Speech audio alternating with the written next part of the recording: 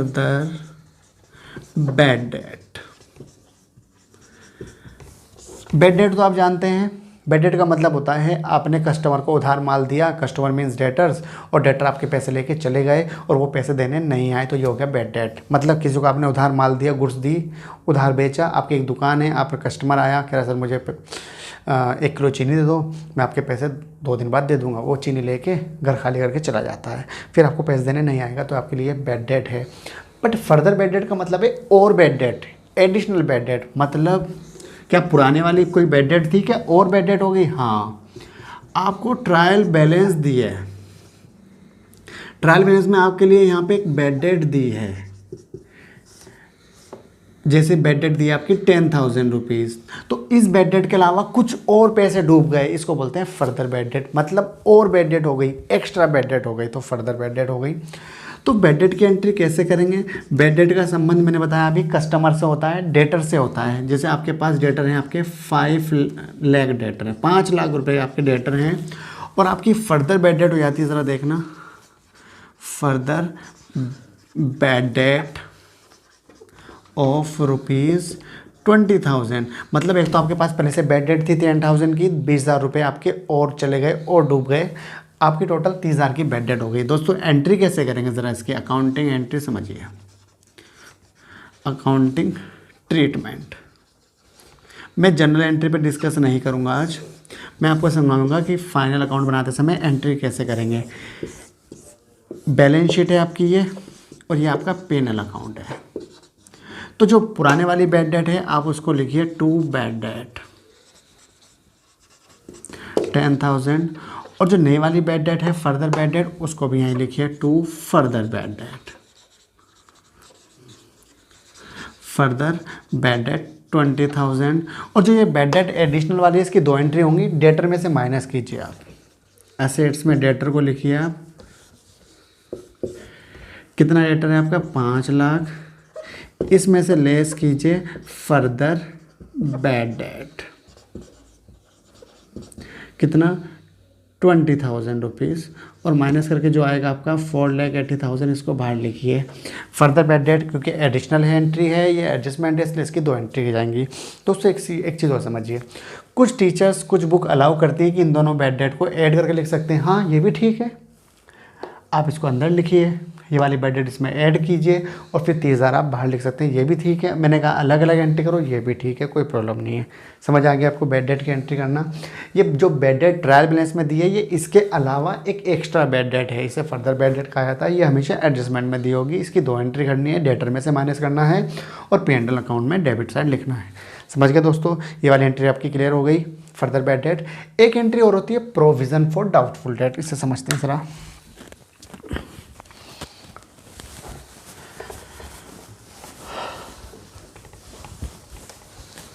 Entry है provision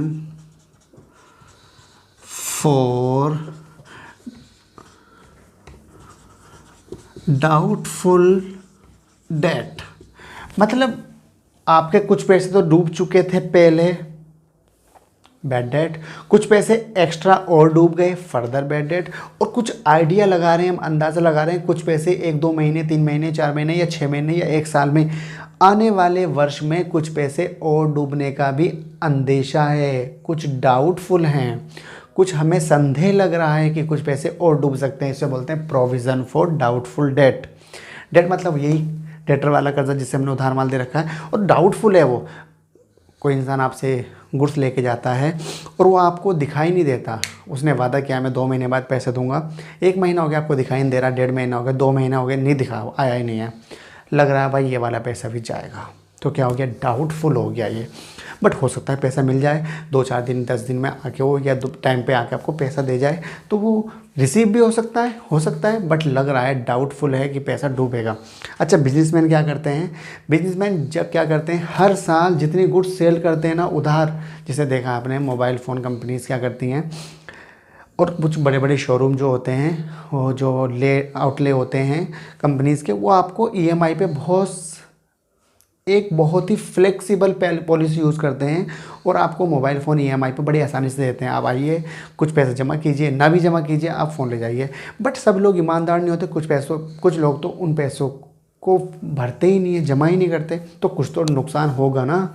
तो इसलिए हर कंपनी सोचती है यार अगर हमारी 1 करोड़ की सेल है तो हम ये मान के चलते हैं 1% 2% तो पैसा जाएगा ही जाएगा। 1% मतलब 1 लाख रुपए तो हमारे डूबेंगे ही, बट कोशिश करती है उसे कम से कम करें डाउटफुल डेट को। तो इसलिए हर कंपनी इसके लिए प्रोविज़न बनाती है, तैयारी करके चलती है पहले से इस पैसे डूबने के लिए, प्रोविज़न फॉर डाउटफुल डेट। ठीक है दोस्तों, एंट्री कैसे करेंगे ज़रा एंट्री समझ लो। क्वेश्चन में डेटर दिया है आपका, चलो बैड डेट को हटा देते हैं, फिलहाल डेटर दिए हैं आपके। नीचे लिखा है प्रोविज़न बनाओ, make a provision for doubtful date DD, doubtful debt @10%। हम 10% बना रहे हैं, हो सकता है 10% पैसा डूब जाए। दोस्तों क्या करोगे आप, इसकी एंट्री समझिए। आप पहले P&L अकाउंट है आपका, ये आपकी बैलेंस शीट है। आप बैलेंस शीट में डेटर लिखिए, यहाँ पे डेटर्स कितने हैं, 5 लाख।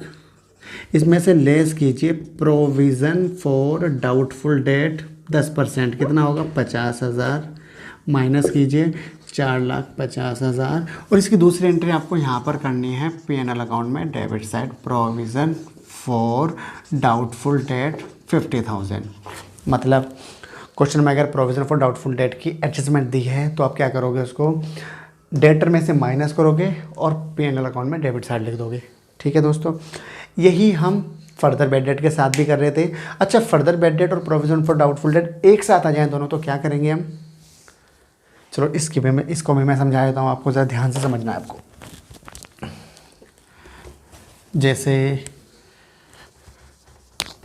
एक नया क्वेश्चन लेते हैं, जैसे डेटर्स हैं 2,10,000, यहाँ लिखा है further bad debt, further bad date 10,000 है और provision for doubtful date 10% on debtors है। ठीक है दोस्तों, 2,10,000 के डेटर हमने असेट्स में लिख दिए, इसको हटा देते हैं फिलहाल। पहले आप फर्दर बैड डेट की एंट्री करो, लेस करो यहाँ से फर्दर बैड डेट 10,000, डेटर बचे 2,00,000 रुपए के। फर्दर बैड डेट की एंट्री यहाँ करो, फर्दर बैड डेट 10,000 हो गया। पहले फर्दर बैड डेट माइनस करना है, इसके बाद जो बचे डेटर इसका provision for doubtful date PDD, provision for doubtful date minus करो, 10% आएगा इसका 20,000, माइनस करोगे तो 180 बचे। और इसकी एंट्री भी आप यहाँ कर दीजिए प्रोविज़न फॉर डाउटफुल डेट 20,000। ठीक है दोस्तों, अच्छा जो डेटर ये सारे सबसे लास्ट में बचेंगे, फर्दर बैड डेट माइनस करेंगे पहले, फिर provision for doubtful date minus करेंगे। जो लास्ट में डेटर बचे माइनस करके, इनको बोलते हैं गुड डेटर, प्योर डेटर। ये पैसे हमें मिलेंगे ही हर हाल में, ये हमारे गुड डेटर हैं।